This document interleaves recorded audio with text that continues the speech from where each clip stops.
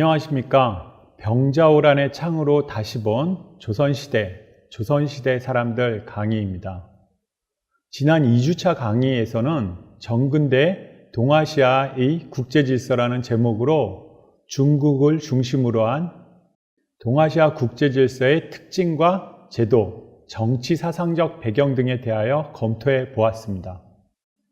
자, 3주차 강의에서는 광해군의 중립외교와 정치적 고립에 대해서 살펴보도록 하겠습니다. 오늘의 첫 번째 주제는 중립외교의 추진과 한계입니다. 지금 보시고 있는 사진은 조선의 제15대 국왕 광해군 이홍과 부인 유씨의 묘입니다. 국왕의 묘치고는 별로 크지 않는 규모임을 볼 수가 있습니다. 아들과 부인을 앞세운 광해군은 1641년 67세의 나이로 유배지인 제주도에서 사망하게 됩니다. 따라서 병자호란의 발발과 결말도 들었을 것입니다. 광해군은 조카 능양군이 일으킨 반정으로 축출되었기 때문에 조나 종으로 끝나는 묘를 받지 못했고, 그리고 그의 실록도 모모실록이 아닌 일기라는 명칭이 붙게 되었던 것입니다. 광해군은 그동안 홍군이라는 명칭이 붙었다가 최근에는 그의 외교적 업적을 재평가받아서 명군이라는 명칭이 붙게 되었는데요. 조선시대에 반정으로 축출된 두 명의 왕, 연산군과 광해군을 비교해 보면 폭군 연산군과는 다른 점이 혹은 참작할 점이 많이 있는 인물입니다. 광해군은 임진왜란 분조 시에 결정적인 활약으로 민심의 절대적인 지지를 받았고, 임난 이후에는 복구 사업에도 많은 역할을 했고 또 노력을 기울였습니다. 국가 세입의 기본이 되는 양전 사업을 추진했고, 기후 약조를 통해서 일본과는 국교를 재개하였습니다. 곧 통신사를 파견하였던 것이죠. 그리고 신증 동국여지 승남과 같이 임진왜란 때 불타버린 많은 서적을 재간행하기도 했습니다. 그러나 이렇게 많은 업적을 남긴 광해군은 붕당 간의 격렬한 투쟁 속에서 희생양이 되었다라고 하는 게 일반적인 평가였습니다. 광해군은 궁궐, 영건 등의 과도한 재정을 투입한 내치의 일부 실정에도 불구하고 결국 외치에서 굉장히 높은 평가를 받았습니다. 다름 아닌 군사 외교 분야에서 광해군의 앞과 뒤로 있었던 선조, 인조와는 극명한 대비를 보였기 때문이죠. 광해군의 전후 임금 시대에 조선은 임진왜란과 병자호란이라는 미중유의 전란을 치렀던 반면 광해군은 중립외교를 통해서 조선을 안정되게 이끌었다는 평가를 받고 있습니다. 자, 이제 중립외교의 추진 과정에 대해서 한번 살펴보도록 하겠습니다.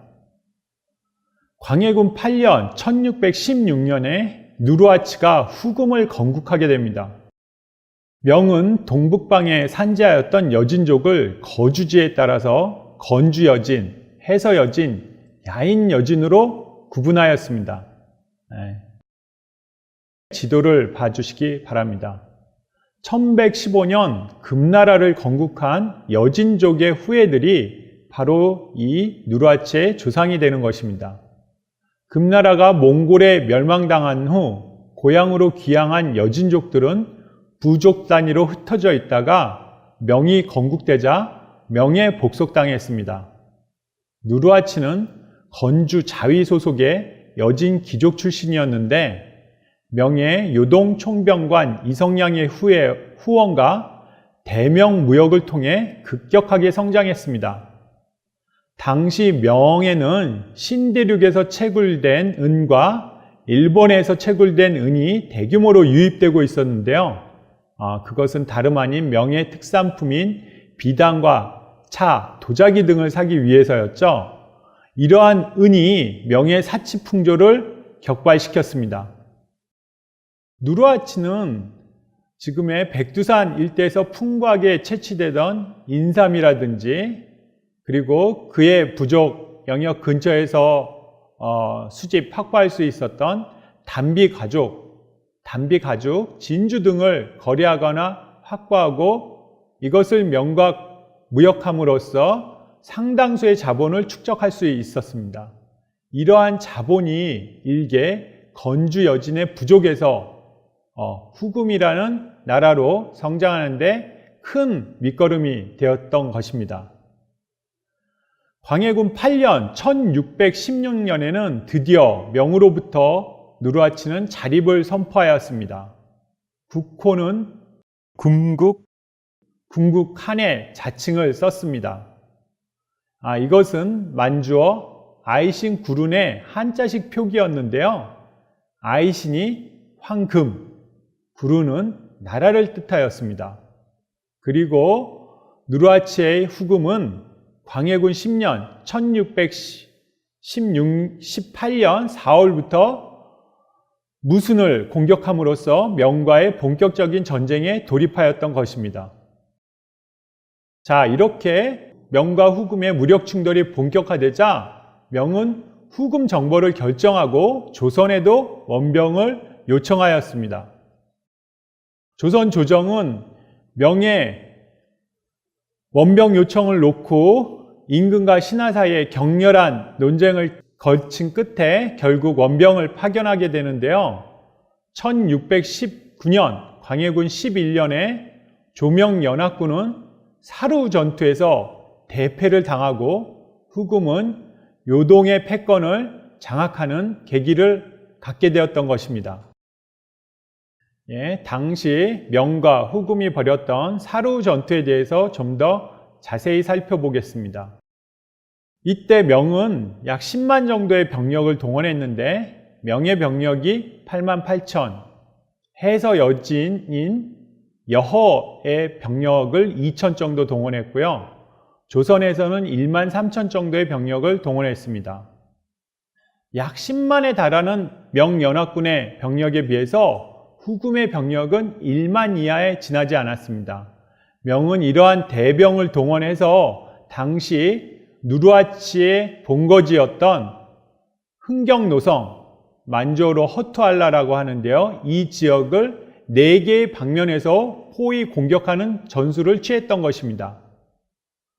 지도 맨 위에 마린군, 그 밑에 두송군, 그 밑에 이여백군, 그리고 맨 오른쪽에 유정과 조선의 연합군이 수도 허투알라를 4군데의 방향에서 공략하였습니다. 이에 대해서 누르하치는 소수의 병력을 집중하여서 한 군데 한 군데의 명군을 공격한 뒤에 급속한 속도로 기동하여 다음의 명군을 공격하는 이러한 일종의 전격적 방식의 전술을 취함으로써 병력의 열세를 극복하는 작전을 썼던 것입니다.